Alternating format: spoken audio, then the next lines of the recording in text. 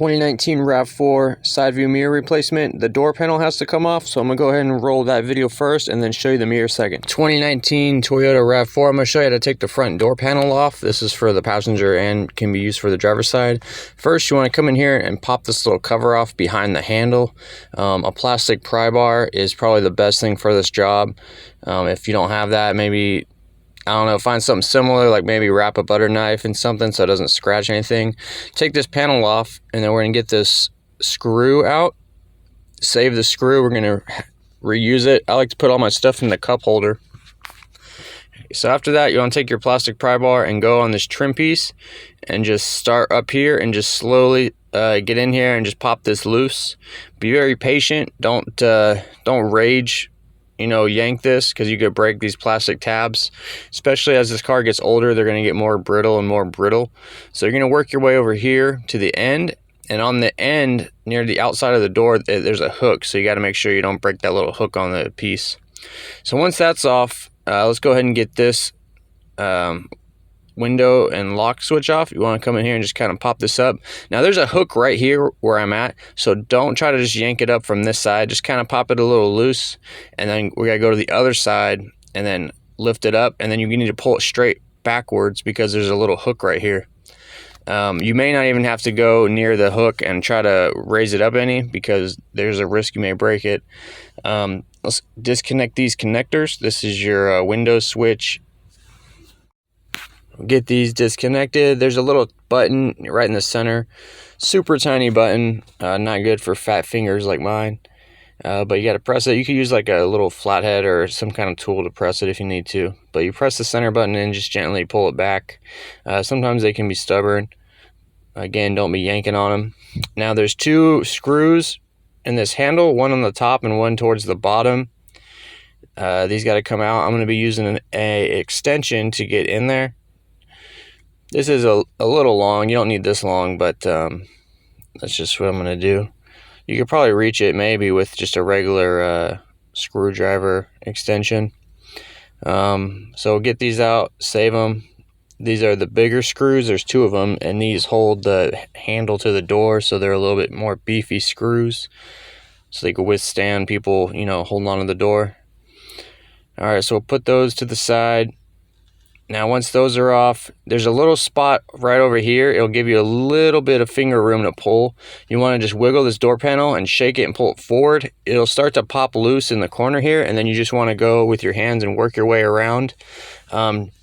Don't yank it off because the handles are still connected to the cables right here. So to get these off, it's pretty easy. All you do is you push these forward and they just pop right out. Pop them forward, and then you take the little ball out. Just like that. Now that's your lock and your door handle release. So that's how to get the door panel off. Don't lose the little clips. Sometimes they stay stuck in the door, the little white clips. I always put this in the back seat or on top of the car to make sure nothing bad happens to it. Alright, so once the door panel is out of the way, we can get to our mirror. This little plastic panel has to come off. It's a little 10mm here, or a screwdriver can take off that. This is the plug to it. We can go ahead and just unplug that. There's a little center button, and then it's going in that little guide. You can pull it out of the guide, and then this panel comes off. Like I said, you can use a screwdriver or a 10mm. Just get this out, put it to the side, and then this little panel can come off. You just kind of gotta lower it and pull it out. It could be a little stubborn. Try not to break it. And then if you look in here, I got those 3 nuts that need to come off. They're 10mm. A magnetic socket would be ideal, because if you drop them, that's gonna kind of suck to go get them out of the door. Or you could use like a small piece of paper towel in your socket to hold the nuts on. Or if you have none of that, you could just hope for the best. I got a 10mm socket here. Just go ahead and get each one of these off. And you don't have to worry about the mirror falling off, because it's actually held in by this little rubber guide. So you can take these off, and the mirror, it shouldn't just fall off. And that would be bad, because it would scratch your paint on the way down on the outside of the door. So just be wary about that, but it should be held in. Hold the wire harness when you get these off, because when you push this little release, it's just going to flop out. So there's that little white thing, that little white little notch. Sorry about the bad camera angle. You just push that out and then the mirror falls like that. I held onto my harness just to make sure it doesn't fall off and scratch all my door on the way down.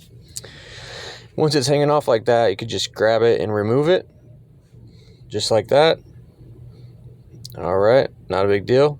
So put this by my new one. The new one does not come with the red outside shell. Here's my part number. This is from Toyota, the dealership. I got it from Toyota, the dealership.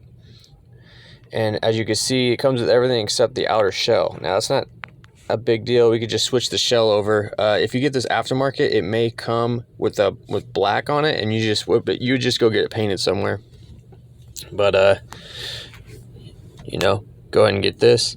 Now, if your shell was destroyed on yours, I think you can order it painted from Toyota. You would just give them your VIN number and tell them, you know, what you need. You say, like, I need the outside piece, and hopefully they can get that for you pre-painted. I used a plastic pry bar to separate this. You just kind of push it in here. These can be removed when they're on the car as well. I just do it on this when it's off because it's easier for me, but you could easily take it off. They sell this blinker by itself if you ever wanted to do the blinker itself, but I took this screw out and this other screw out to see if the blinker would come off, and it loosened it up, but I still couldn't get it out. So I'm not sure exactly how to do the blinker only. I'm sure it's possible, but for me, I'm just going to put this cover back on because I'm doing the whole thing. All right. So I got that on. It just clipped into place. You just kind of work your fingers around it, and it should just clip into place. We're just going to put these bolts just right back into the holes, being very careful not to scratch the paint in the surrounding area. And then we're going to put our 10 millimeters on. Hopefully when it goes in, that little rubber thing will hold it in place, so you could just put the nuts on. I'll plug it in just to kind of make sure it doesn't move on me. Or if it does move, it doesn't fall off. That'll hold it.